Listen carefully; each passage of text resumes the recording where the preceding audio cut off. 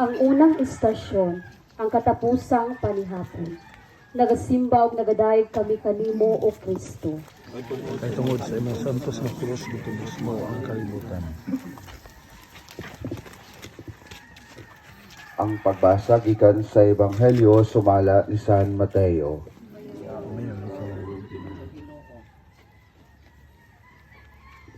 Samtang nangaon sila sa Jesus mikuhag pan, ni panalangin, ni pikas, nihatag niini sa mga tinunan og mingon, dawata o kan-a kini ang akong lawas. Unya mikuha siya kupa, ni pasalamat og mitunol niini kanila og mingon, Panginom kamong tanan niini, kini ang akong dugo, ang dugo sa kasabutan nga giula alang sa daghan aron mapasaylo ang mga sala. Oo, sultihan ko kamo, dili ko mukaon sa bunga sa ubas gikan karon hangtod nga moinom ako sa bag-ong bino uban ninyo sa gingharian sa akong amahan. Human nilag awit sa mga salmo sa pagdaig, miadto sila sa bungtod sa mga olibo. Ang pulong sa Ginoo.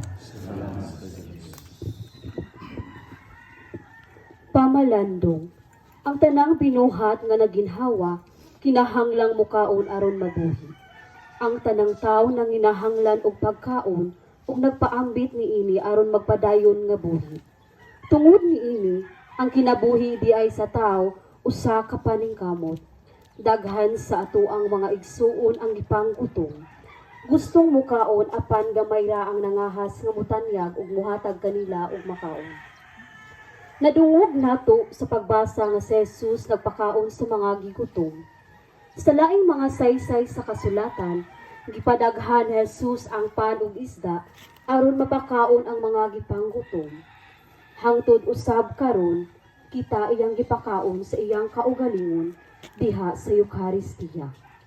Buhion ta ang gibuhat ni Jesus diha sa pagpaambit sa atong pagkaon sa uban aron sila makakaon og sa kanunay mabuhi. Pangutan-o nato ang atong kaugalingon kung napaambit ba nato si Jesus nga atuang nadawat ngadto sa uban. Nahimo ba kitang pan para sa uban? Pag-ampo.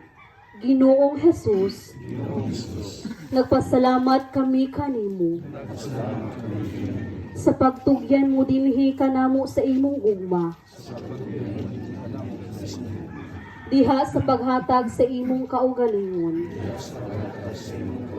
sa katapusang panihapon. Ang maong buhat mao'y sentro sa imong pagtulunan. Milagro ug pagtambal. Ang balaang Eucharistia nga imong gitukod. Nagbilin dinhi kanamo og mga ehemplo. Sa imong pagkamaalagaron ug pagkamapahiubsanon. Sa pagdawat namo kanimo. Diha sa balaang komunyon. Kami nahiusa na sa imong lawas. Nagpuyo na ikaw dinhi kanamo. O kami diha kanimo. Ginoo, lugahin na kami karon og panahon. Diha sa kasaulugan sa Eucharistia matag Domingo. Ug adlaw igbilihi. Andamo namo ang among kaugalingon. Sa dili pamudawat sa imong balaang lawas. Pinaagi sa pagkumpisal sa among mga sala. Diha sa sakramento sa pakighiuli. Himaya samahan sa anak ug sa Espiritu Santo.